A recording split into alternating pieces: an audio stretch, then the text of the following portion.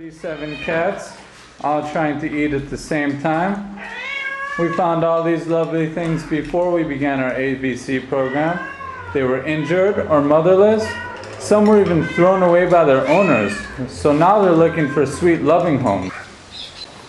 With the success of our ABC program for dogs, we've noticed a lot more cats showing up on the streets. So about 1 year ago, the surgical ward for cat operations was graciously donated to us. We only do about 1 or 2 operations a week right now, but in anticipation for the need for a full-scale program, we are now building this, which is going to be a quarantine ward and a holding area for cats waiting to be released back in their neighborhoods. This is our biogas tank. It's fairly large at 85 cubic meters. It's used to convert cow dung into pure renewable energy. Now the way it works is we mix the dung from about 200 cattle with water in this basin and feed it directly into the tank through a hole under that bag. You've got to trust me, there's a hole under there. Now in the tank it decomposes and lets off methane. The methane builds up pressure and is forced out through this outlet pipe directly to our diesel generator, where it's converted into electricity or cooking fuel. Now for a farmer who can't afford a generator, he can still lead the gas directly to his stoves or lamps, and as few as 4 cattle can provide energy for a family of 6. Now the leftover dung, we run down this gutter here into our slurry pool. Now slurry is a high quality manure, which we also use here at the shelter, and let's see that now. Now these are a few of the monkeys at our shelter. We've got 11 in all right now. Now some people keep them illegally as pets or use them for roadside entertainment and begging purposes. Eventually we'd like to release them all into the wild, but it's very important that you're sure they're ready to survive on their own. This is a lovely shady enclosure for the endangered star tortoise. We have 19 in all right now. Now most of these guys were rescued from poachers, but the star tortoise is actually revered in some religious sects, so they were being kept at temples. But the priests, while they had good intentions, they don't really know how to care for these guys, so when they brought them to us, they were quite sick. This vast forest is our aviary. We have about 75 birds right now. We've got parakeets, parrots, finches, lovebirds, and pigeons. Now most of these fellas were seized from animal traders who were keeping far too many birds in a single cage or in just generally poor conditions. You may be wondering why the birds are kept in this cage. You have to understand that before they came here, many of them had never flown before or were used to being in very confined areas. So when we first bring them to VSPCA, we keep them in this cage so they can build up their confidence and wing strength. And the doors are open most of the day. They're welcome to fly out if they feel like they can. Now most of them have had their wings clipped by the animal traders, so this will be their home for the rest of their lives.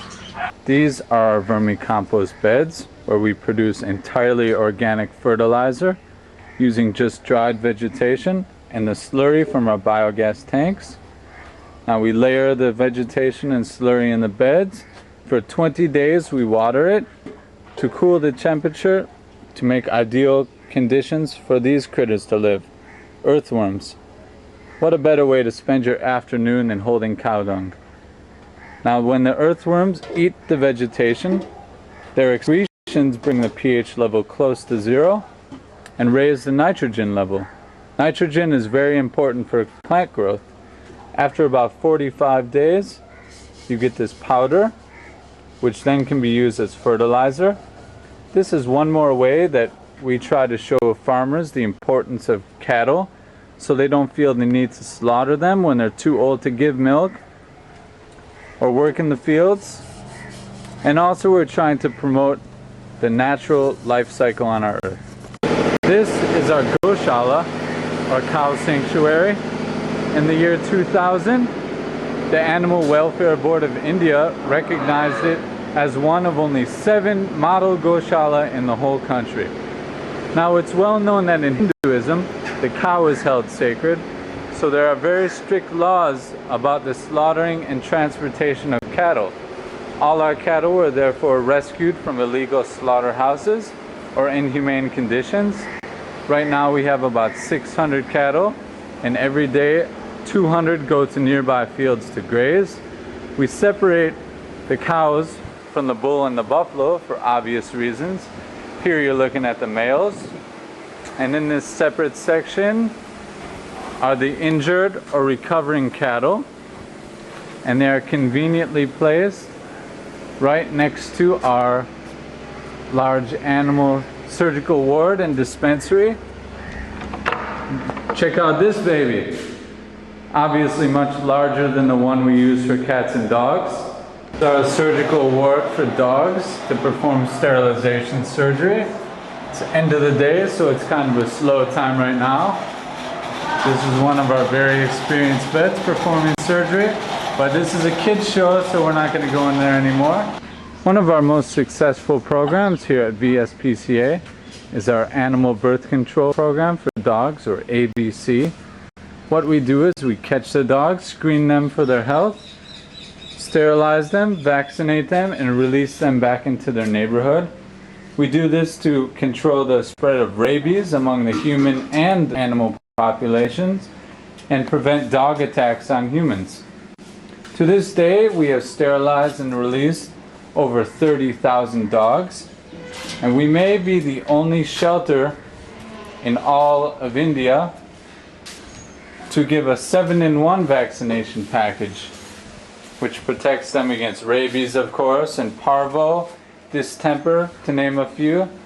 And these dogs that we're seeing are all recovering from their surgery, and they'll be released tomorrow. Let's take a quick peek at our surgical ward. Not all of the dogs that we catch and bring to the shelter are healthy. Unfortunately, some have incurable diseases, and we have to euthanize them. But others present mild diseases such as mange, or curable cases of distemper, or maybe they were injured. This is our quarantine area to keep those dogs under observation. Most of them only want to give money for the infrastructure, because they would like, because the names, they would like to have it on a fixed structures, but but they don't put it on the operation expenses. You can't have the labels on the food, or you can't have the names on the other consumable items in the shelter. So the work that we have already done, and we are in a position after the 2 natural disasters that we would like to move ahead. We have done a lot of consolidation work, and we still need to move ahead, and this is a challenging year, and therefore we perhaps will be much more obliged to you, and more than necessity to have your help for the operation expenses this year also. Thank you very much.